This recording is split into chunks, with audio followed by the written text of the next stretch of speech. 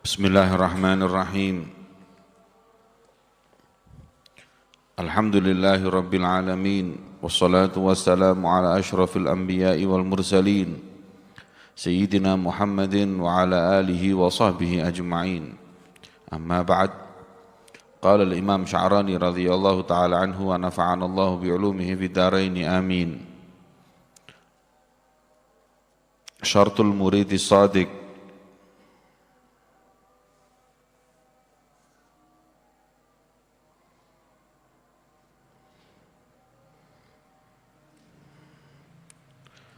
min syartil kana yaqul min syartil muridi shadiq an la yahda'a lahu syaukun illa bi liqa'illahi ta'ala wal liqa'u yakunu fid dunya wal barzakh bil musyahadah bil qalbi wa fil akhirah bin nadar bil ain adh-dhahirah wa kana yaqul kafa bil muridi jahlan an ya'jab bi a'malihi qalu innama kana ajabuhu jahlan li'annahu yurid an yu'tiya bil ajab uyuba nafsihi wa hiya la tataghatta wa kana yaqul la yasduq al muridu fi iradatihi hatta yansalikha min sifati nafsihi ar-radiyah kulliha wa kana yaqul kullu muridin tahawana bi hudur majalisi dzikrillahi kaslan aw lahwan bi hadithi dunya fala budda lahu an yakshifallahu ta'ala uyubahu ala lisani nafsih ila akhir maqala radhiyallahu ta'ala anhu.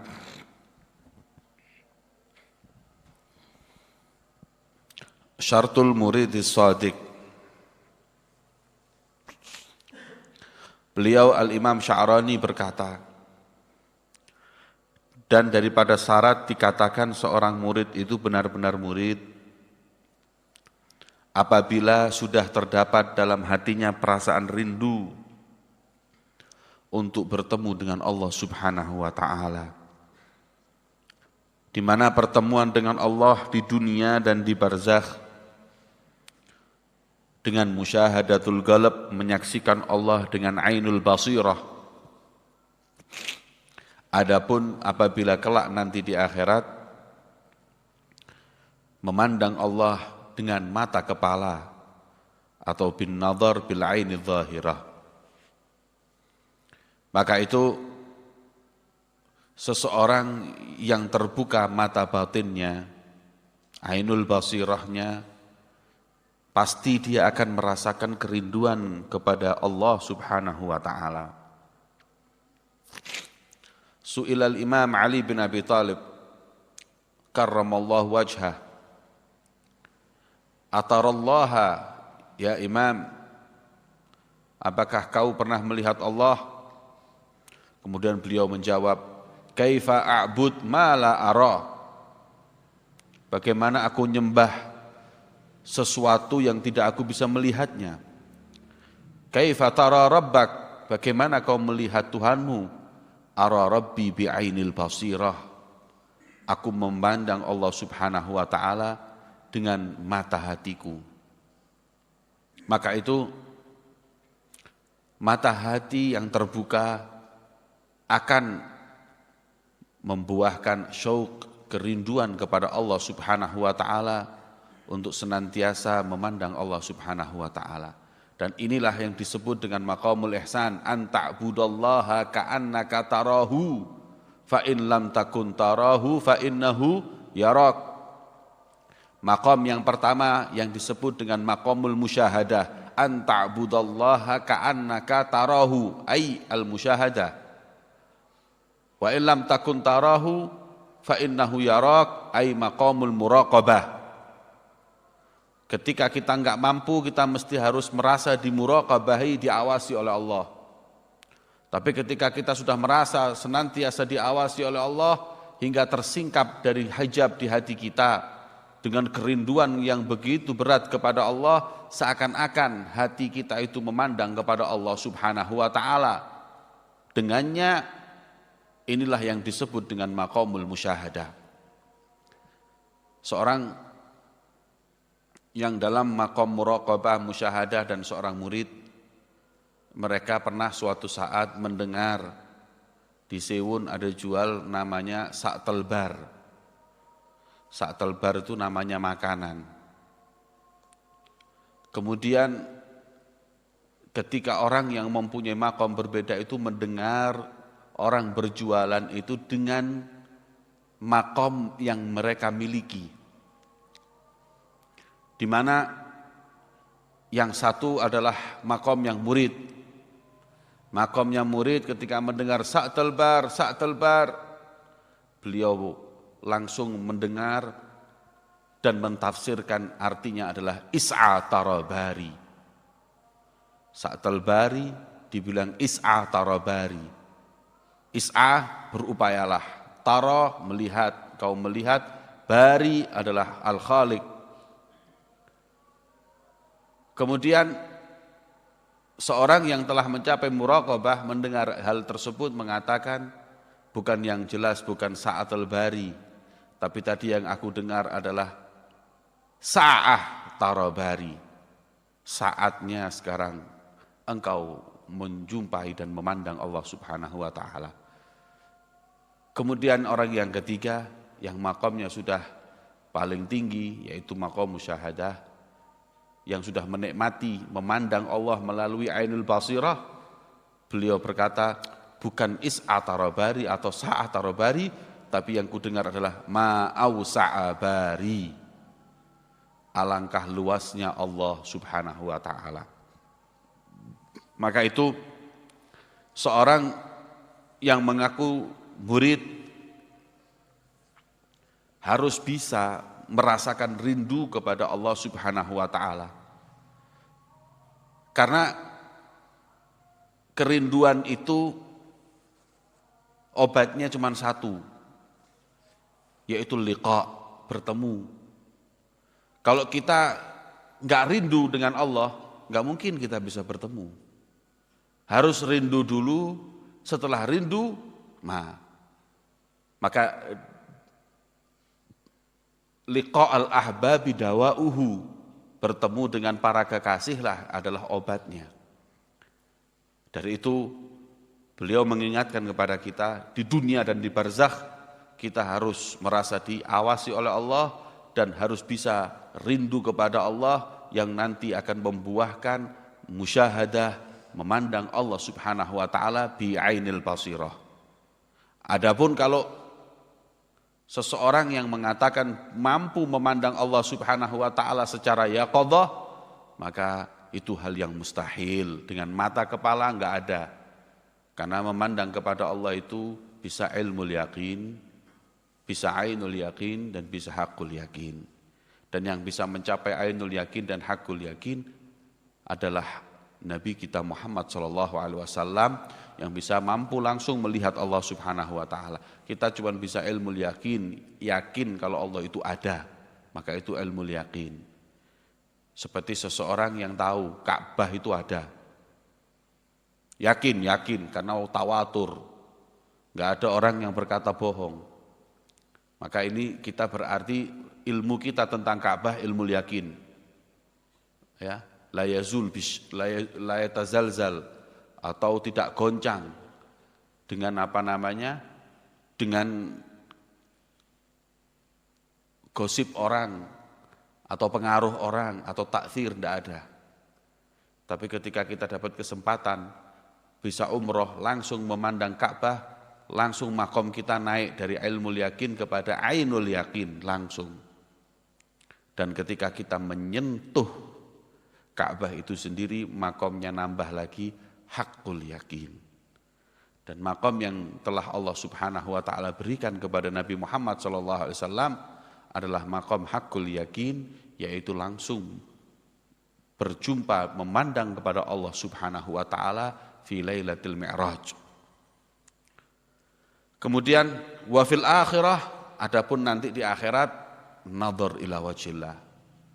Dan tidak ada kenikmatan di akhirat nanti yang lebih nikmat daripada memandang zat Allah. Wujuhu yauma idzin nadhirah ila rabbiha nadhirah. Wajah mereka ketika itu berseri-seri karena mata mereka memandang zat Allah Subhanahu wa ta'ala. Tidak ada kenikmatan. Apa kenikmatan di dunia ini atau kenikmatan di akhirat yang lebih daripada kenikmatan memandang zat Allah? Enggak ada. Kalau kenikmatan di dunia ini, kata Abdul Aziz Dabbagh, nikmatnya di dunia ini yang bisa kita nikmati lebih dari kenikmatan surga adalah memandang Nabi Muhammad SAW. An-nazar ila Rasulillah yaqadha. Ini kenikmatan di dunia yang menandingi kenikmatan surga. Karena surga diciptakan untuk beliau Nabi besar Muhammad SAW, maka memandang aslul jannah afdal daripada jannahnya. Kemudian yang kedua, kalau kenikmatan di akhirat adalah memandang zat Allah. Maka dikatakan oleh ulama, ya, wa ma maksuduhum jannatu adnin wala huril hisan walal khiyama siwa nadharil jalil fadha munahum fadha maksudun qaumil kirami. Mereka itu mau masuk surga bukan karena nikmatnya surga, jannatu adnin, wala huril hisan bukan karena bidadarinya, walal khiyam bukan karena kusur, siwa nadharil jalil, tujuan utama mereka adalah memandang zat Allah. Sayyidatuna Rabi al-Adawiyah ketika ditanya amat tashtaqina ilal jannah, kemudian beliau menjawab al-jar qoblad dar. Saya enggak rindu dengan surganya dulu, tapi saya rindu dengan tetangganya, yaitu memandang zat Allah Subhanahu wa taala. Maka daripada itu tidak ada kenikmatan di akhirat seperti kenikmatan kita memandang zat Allah Subhanahu wa taala. Ya. Maka dikatakan oleh sebagian ulama, ma maksudunal hur walal qusur siwa kasfis sutur. Yang aku inginkan bukan bidadari, bukan kusur, tapi aku inginkan kasfis sutur, disingkapkan hijab untuk aku memandang zat Allah Subhanahu wa taala. Kalau nanti di akhirat sudah jelas kita akan mendapat kesempatan untuk memandang zat Allah Subhanahu wa ta'ala. Semoga mata kita semua tidak diharamkan oleh Allah Subhanahu wa ta'ala memandang zatnya dan memandang kekasihnya Nabi besar Muhammad sallallahu alaihi wa ala alihi wasallam. Wa kana yaqul kafa bil muridi jahlan. Cukup seorang murid itu disebut bodoh. An ya'jab bi a'malih, kalau dia sudah ujub, ta'ajjub dengan amalnya, heran sendiri dengan amalnya. Masya Allah anak ini ya. Kalau sudah ana hadza masyaallah dibanding fulan, ana khair minhu, ana ahsan minhu, wa ana kita naudzubillah. Kalau sudah murid punya sifat ujub berarti dia bodoh. Wa inna makana ajabuhu jahlan li'annahu yurid an yu'ti bil ajab yuba nafsih wa hiya la tataghatta. Sebenarnya dia itu hanya ingin menutup aib yang pada dirinya, tapi aib itu enggak akan tertutup, pasti terbuka. Ujub hadza penyakit, khususnya para tulabul ilm, para ulama. Karena kalau sudah merasa dirinya punya ilmu, banyak manfaat, merasa dirinya baik, maka fulan dapat hidayah karena aku, fulan dapat hidayah karena aku, fulan hadza na'udzubillah hadza ujub. Ya, kan Imam Ahmad bin Hanbal fi waqtil ghargharah, ya, ketika dia waktu dalam keadaan apa? Sakaratul maut. Kemudian talamidnya, murid-murid beliau mengingatkan la ilaha illallah, la ilaha illallah. Lakin Imam Ahmad bin Hanbal berkata la. Murid-muridnya heran, ini Imam Ahmad ditalkini kok enggak mau ngomong la ilaha illallah, malah enggak. Setelah selesai daripada ghar-gharah tadi itu, belum sempat meninggal beliau sadar lagi. Biasa orang mau meninggal itu kadang sakaratul maut kemudian sadar, sakarat lagi, itu biasa. Lah beliau pas sadar kemudian la ilaha illallah. Loh, sekarang kok mau la ilaha illallah? Tadi aku katakan la ilaha illallah, kau berkata tidak. Kemudian beliau berkata, aku tidak berkata tidak kepada kalian, tapi aku berkata tidak tadi ini kepada syaitan. Di mana syaitan tadi berkata, syaitan tadi itu ngomong, Syufi Ahmad, fuzta al-an, aflahat al-an, berhasil ente. Anak mulai dulu di dunia terus goda-goda ente nggak bisa-bisa, sampai sekarang ente sakratul maut, ente meninggal husnul khotimah. top ente, anakku ente, Masya Allah, hebat ente. Kemudian ketika beliau ngomong gitu, setan ngomong kayak gitu, beliau menjawab, lah. Mau ente tipu anak, supaya ujub anak. Kalau tadi seumpamanya kita waktu itu ditanya Imam Ahmad bin Hambal, setan berkata haruslah ngakui kalah anak sama ini, top ente, men anak, sapa dulu saya. Nah ketika dia berkata men anak, ya anak ujub keluar. Hadza huwa maradul murid, maradul ulama. Nah, tetapi Imam Ahmad bin Hambal, ndak, itu mau nipu anak. Supaya anak ujub. La. Itu jangan nipu anak ente.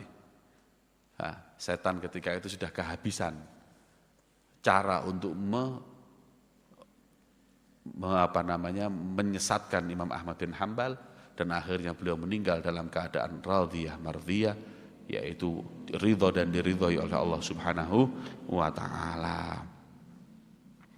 Kemudian yang terakhir, syarat murid yang shadiq apabila dia betul-betul sudah menghilangkan semua sifat-sifat penyakit hati pada dirinya.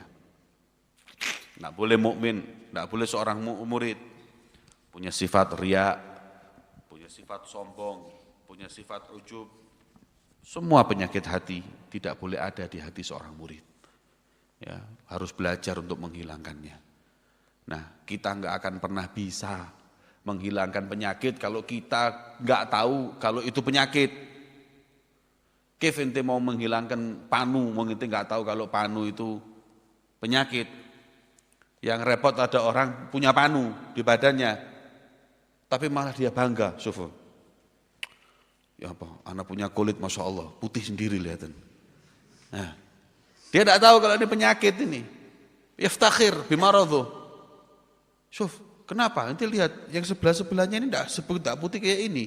Doakan supaya putih semua badan anak. Gimana? Karena dia tidak tahu itu penyakit. Orang sombong juga gitu, nggak tahu kalau dia sombong.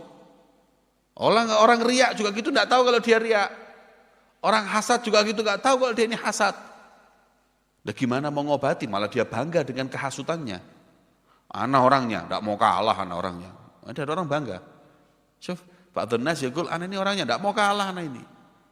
Pokoknya ada orang di atas anak harus di atasnya lagi. Syuf, yaftakhir bikibri.